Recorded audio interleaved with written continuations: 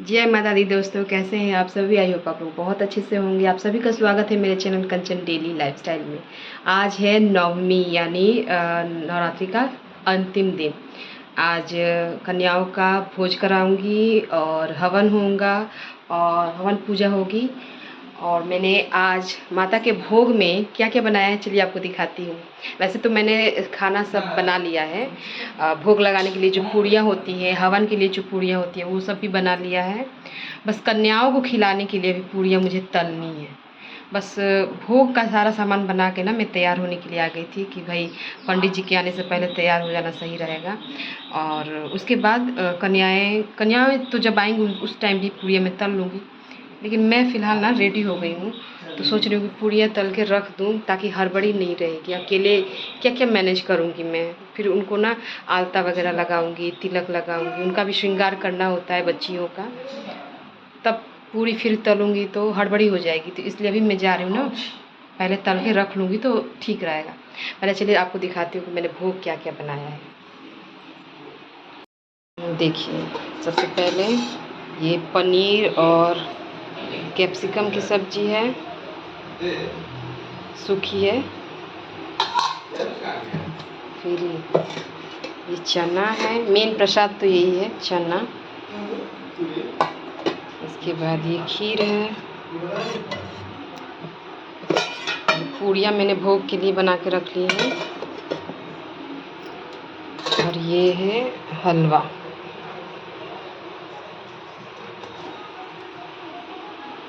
और यहाँ अभी आटा मैंने रखा हुआ है,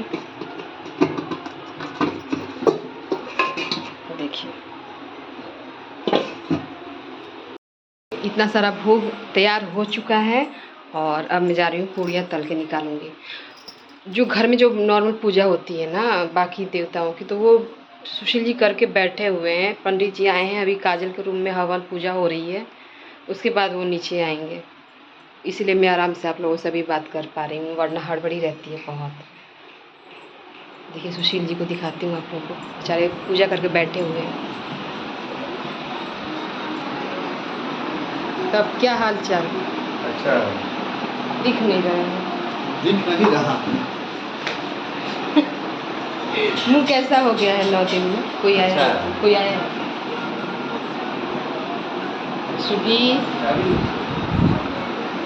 शिवी नहा के रेडी हो गया है और आरुष गया अपनी मामी जी के घर भैरव बाबा बन के।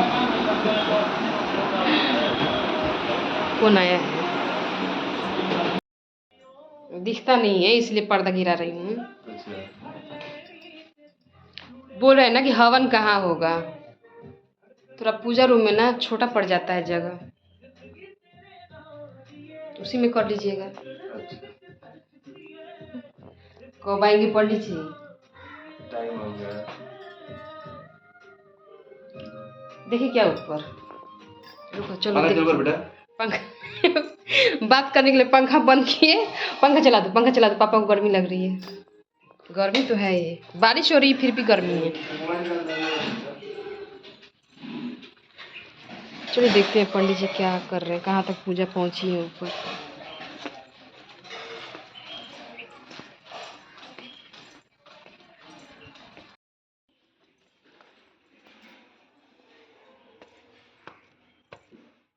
तो दोस्तों जब मैं काजल के रूम में गई तो वहाँ पे पूजा जो है वो कंप्लीट हो गई थी, हवन भी हो चुका था। अब बारी थी आरती करने की। तो पंडित जी आरती की तैयारी कर रहे थे, तो मैं वहाँ पे देखकर नीचे चली आई थी कि जब तो आरती हो रही है तो पंडित जी अब थोड़ी देर में नीचे आएंगे ही। तो मैंने नीचे आके सोचा कि अपना जो काम है पूरिया जो तलना है कन्याओं के लिए, वो काम भी मैं निपटा लेती हूँ ताकि मैं फ्री रहूँगी। क्योंकि पूजा जब स्टार्ट होती है तो कुछ ना कुछ पंडित जी मांगते रहते हैं, तो वो सब के लिए मुझे फ्री रहना पड़ेगा। तो मैं नीचे आई और फटाफट से पूरियाँ तल के उसको कंप्लीट करके हटा लूँगी। बाकी खाना तो मेरा बन ही गया है। भोग और भोग देखने में काफ़ी अच्छा लग रहा था, तो अच्छा तो लगेगा ही क्योंकि वो प्रसाद है माता का। तो प्रसाद तो वैसे भी बहुत ही अच्छा बनता है, उनका आशीर्वाद रहता है तो वो टेस्टी बनेगा ही और देखने में तो खूबसूरत लगना ही है उसको। तो मैंने ना जो हवन वगैरह की पूड़ियाँ है वो पहले दिखाया ही, वो सारा कुछ मैं तल के हटा चुकी थी। और 9 पूड़ियाँ रहती हैं माता के लिए, फिर 2-2 पूड़ियाँ रहती है उन देवताओं के लिए जो हमारे डेली का पूजा होता है ना, लड्डू गोपाल के लिए, लक्ष्मी गणेश के लिए, साईं बाबा के लिए। तो ये सारा भी मैं 2-2 करके सबके लिए मैंने बना लिया था। और यहाँ देखिए माता रानी की थाली भी मैंने तैयार करके हटा ली है। पंडित जी आ गए हैं, पूजा अब स्टार्ट हो चुकी है, तो इसलिए मैंने भोग भी तैयार कर लिया है। और यहाँ देखिए पूजा शुरू हो चुकी है। तो जब वो पंडित जी कहेंगे भोग लगाने की बारी जब आएगी तो मैं थाली पकड़ा दूँगी, सुशील जी भोग लगा देंगे। और थोड़ा पूजा रूम में ना नवरात्रि में जगह काफ़ी छोटी पड़ जाती है हवन के लिए। इस बार मैंने सोचा था कि बाहर में करवा लूँगी, लेकिन फिर मूड चेंज हो गया कि यहीं पे कर लेते हैं। और देखिए ज्वारे कितने हरे भरे जमे हुए हैं। और यहाँ देखिए मेरा बेटा अब मामी जी के घर से आ गया है। वो भैरव बाबा बन के गया था, मामी जी ने उनको बुलाया था, मतलब मेरी भाभी ने। और जब वो वहाँ से लौटा तो मैंने कहा कि बेटा इतना सा आप काम कर दो, कन्याओं का जो मैं गिफ्ट देती हूँ भोग करने माने उनका भोज पूजन करने के बाद मैं उनको एक गिफ्ट के तौर पे कुछ ना कुछ देती हूँ। तो उसकी प्लेटें वो तैयार कर रहा है, देखिए कितनी अच्छी तरह से सारा प्लेट उसने। मैं 10 प्लेट लेकर आती हूँ, क्योंकि 9 कन्याएं रहती हैं और एक भैरव बाबा किसी को खिलाती हूँ, तो पूरा 10 लेकर आती हूँ मैं। तो देखिए यहाँ पे ना अब पूजा हो गई है शायद, हाँ पूजा हो गई है। और हवन की तैयारी के लिए ना सुशील जी लकड़ियाँ तोड़ रहे थे। आम की जो लकड़ियाँ होती हैं वो कंपनी से लेकर आए थे। वहाँ पे आम का पेड़ है तो लकड़ियाँ मिल जाती हैं सूखी, तो वहाँ से लेकर आए थे। तो वो लकड़ियाँ तोड़कर सब दे रहे थे पंडित जी को। और यहाँ पे अब हवन शुरू हो चुका है। और हवन करने के बाद घर में देखिए ये धुआं, कुछ भी दिखाई नहीं दे रहा था। और शुभी तो बाहर भाग गया था, आँखों में उसको जल रहा था ना, तो घर में पूरा धुआं भर चुका था। वैसे अच्छा होता है, घर में धुआं फैलना चाहिए हवन का, जितनी भी नेगेटिविटी हो वो निकल जाती है। और यहाँ सुशील जी जो नारियल तोड़ते हैं ना, जो नवमी को हम लोग नारियल चढ़ाते हैं, वो नारियल तोड़ के मतलब अष्टमी को चढ़ाते हैं, नवमी के दिन उसको तोड़ के कन्याओं के प्लेट में डाल के रख देती हूँ। और देखिए 11:30 हो गए हैं और अब जाके मेरे घर में कन्याएं आई हैं। ऊपर से तो वो भरपेट खाकर ही आई हैं, लेकिन फिर भी मुझे अपने घर में जूठन गिराना था, तो मैंने सब कुछ रेडी करके रखा हुआ था। तो बस यहाँ पे उनको बैठा दिया है। अब सुशील जी सबके पैर धोएंगे और उनकी पूजा करेंगे।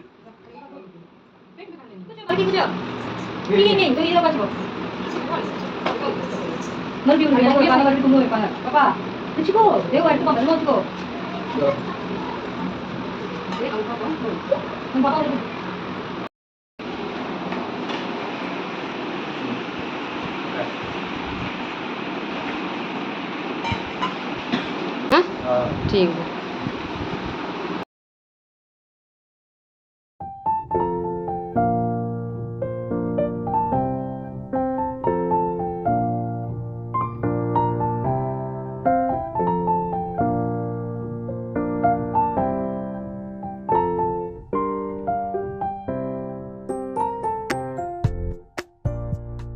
आरुष आज बहुत खुश थे क्योंकि वो मामी जी के घर से भैरव बाबा बन के आए थे, उनको गिफ्ट वहाँ भी मिला था। फिर मौसी के घर में भी भैरव बाबा बन के वो खाना खाए थे, तो वहाँ भी दिखा रहे हैं कि क्या क्या उनको मिला है। बहुत खुश था, बहुत खुश, उसको बहुत जगह से गिफ्ट मिल रहा है।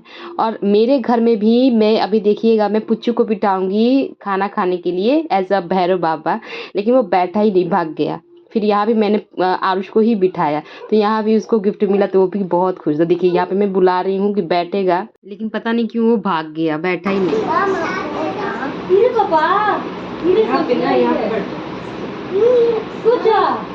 क्या हुआ?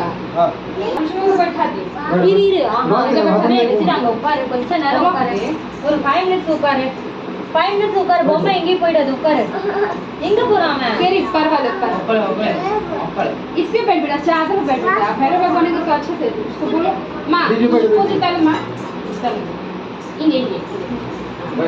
एक कन्या बहुत ही छोटी थी, उनकी मम्मी आई थी साथ में, लेकिन वो बैठ ही नहीं रही थी खाना खाने।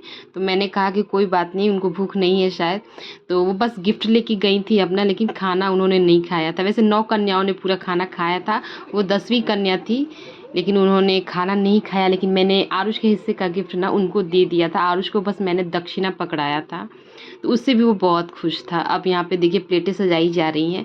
छोटी-छोटी बच्चियाँ होती हैं ना, इनको खिलाने में काफ़ी थोड़ा दिक्कत भी होता है। बहुत छोटी बच्चियाँ तो खाती भी नहीं है, अपनी मम्मी के साथ आती हैं, रोने लगती हैं। मतलब स्ट्रेंजर देख के तो कोई बच्चे थोड़ा घबरा ही जाते हैं, लेकिन वो थोड़ी शरारती भी थी बहुत। बड़ा-सा टेडी बियर उनको चाहिए था, तो मैंने कहा कि ठीक है मैं दे देती हूँ, आप खाना तो खा लीजिए, लेकिन उन्होंने खाया ही नहीं। मैंने कहा कि कोई बात नहीं, जब वो खा ही नहीं रहे थे, वो कितना ज़िद करें हम। गिफ्ट पाकर ही वो बहुत ज़्यादा खुश थी और हमें आशीर्वाद भी दिया, तो उतना ही मेरे लिए काफ़ी था।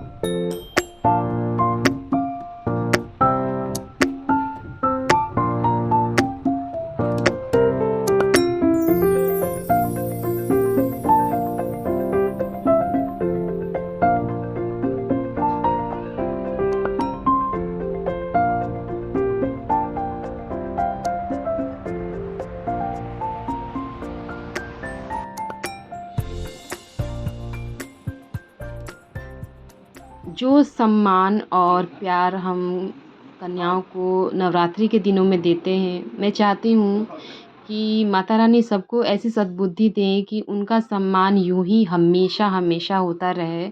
उनके साथ कोई भी अन्याय ना हो। जब भी कोई न्यूज़ आती है ना, कुछ बुरी खबर आती है लड़कियों के साथ ख़ासकर, तो बहुत दुःख होता है कि इनकी पूजा हम करते हैं, इन्हीं का रूप है माता रानी, उनकी पूजा हम करते हैं, फिर उनके साथ ही बुरा हम लोग कैसे कर सकते हैं। तो भाई माता रानी ऐसा कृपा करें कि सबको सद्बुद्धि दे और उनका सम्मान हमेशा हो, जीवन भर वो ऐसे ही पूजी जाएँ। तो बस इसी कामना के साथ हमने कन्याओं को विदाई दी, उनको गिफ्ट दिया सुशील जी ने, फिर हम दोनों पति-पत्नी ने उनका आशीर्वाद लिया और माता रानी का जयकारा लगाते हुए उनकी विदाई की। उसके बाद लगभग 12 बजे के बाद अब सुशील जी यहाँ पे खाना खा रहे हैं, साथ में सुभी भी बैठे हैं और यहीं पे मैं व्लॉग का एंड भी करती हूँ। पसंद आए तो लाइक करिएगा। Bye bye, take care.